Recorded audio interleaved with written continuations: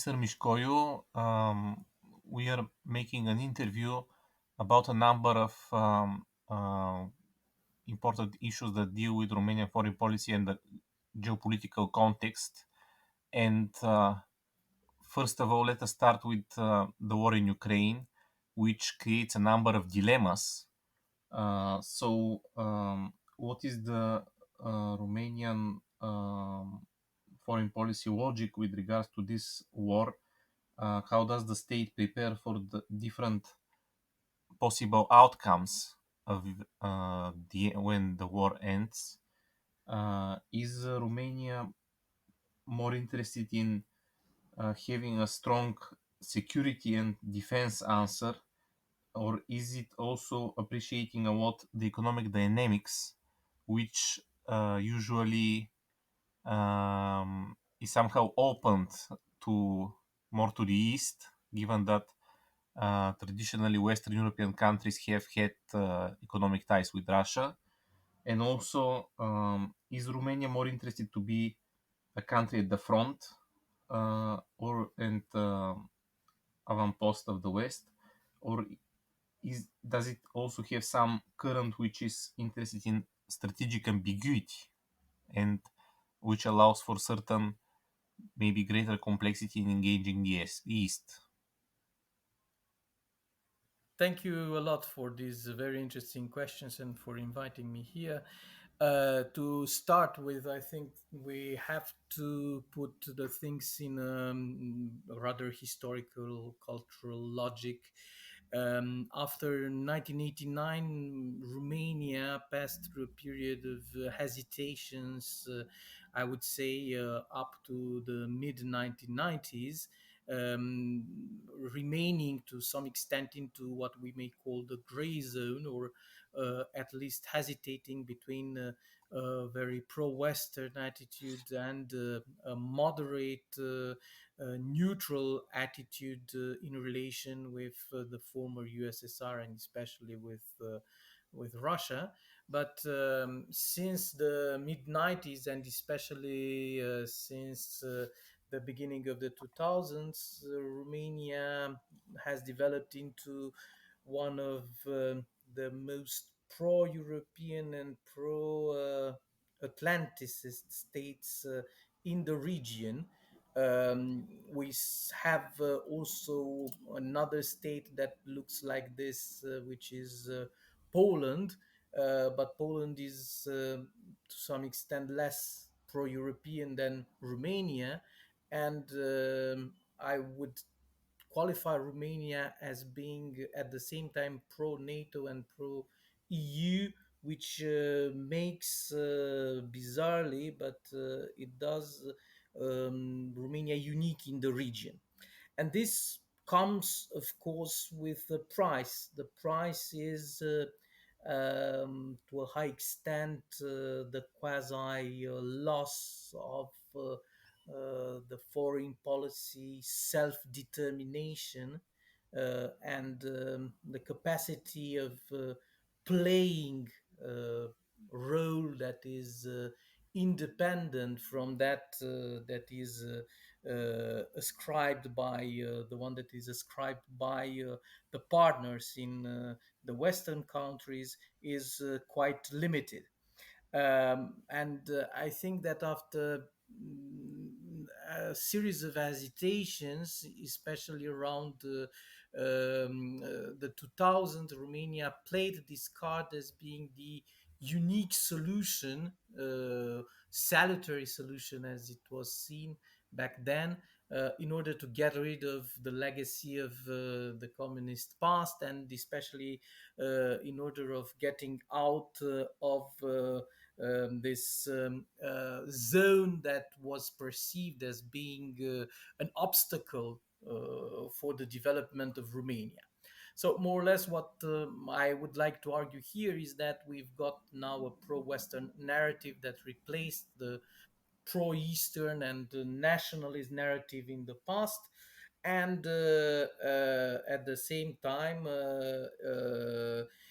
this led to a loss of the capacity of Romania to to determine its own way. Of course, this came as a volunteer decision of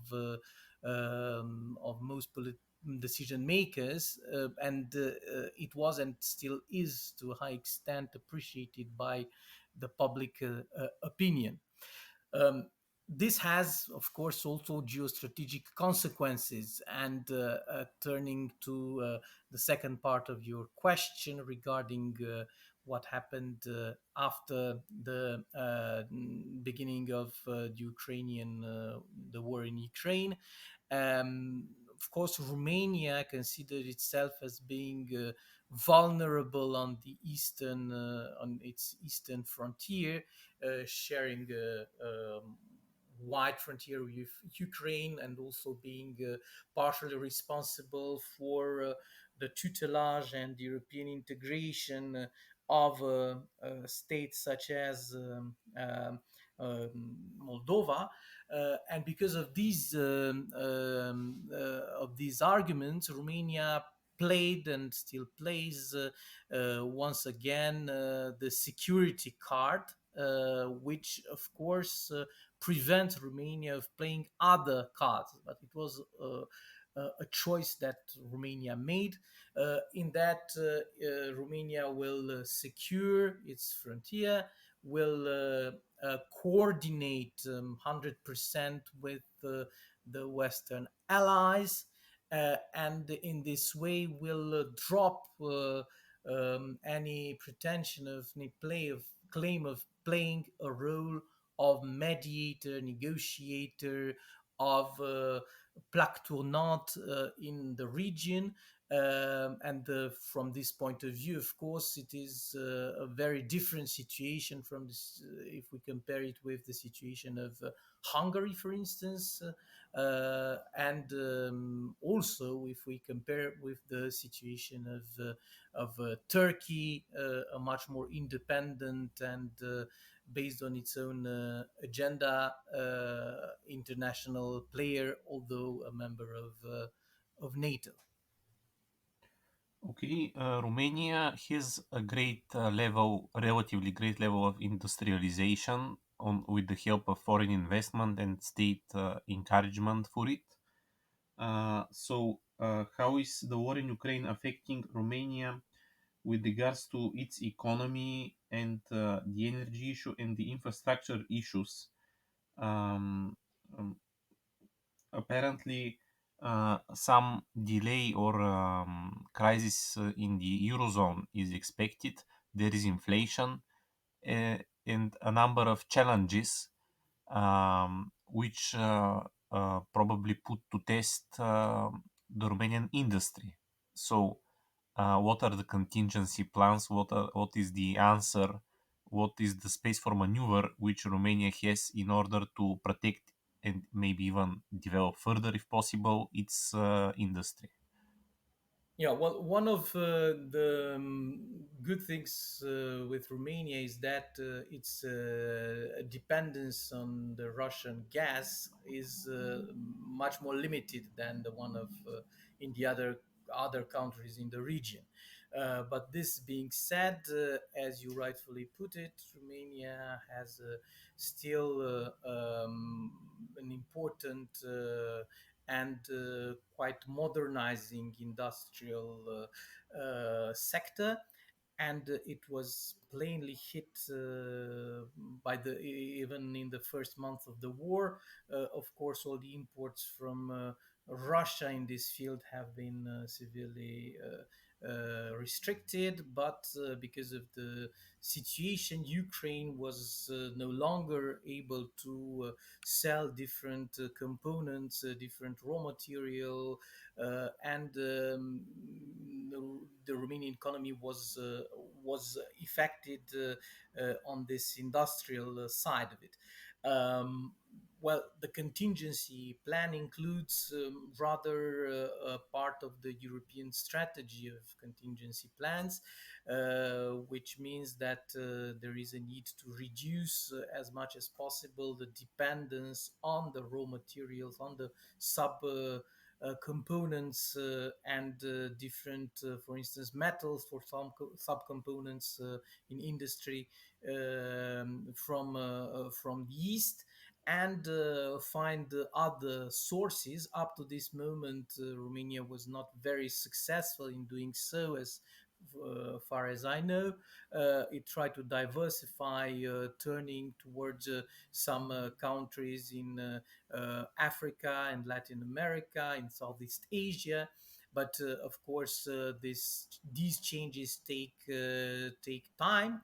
And once again, of course, the advantage of belonging to the European Union is that you get the subsidies, the help, and of course, all the resources mobilized in situations of crisis from the EU. But on the other hand, you are also very much stuck as far as your own strategies are concerned.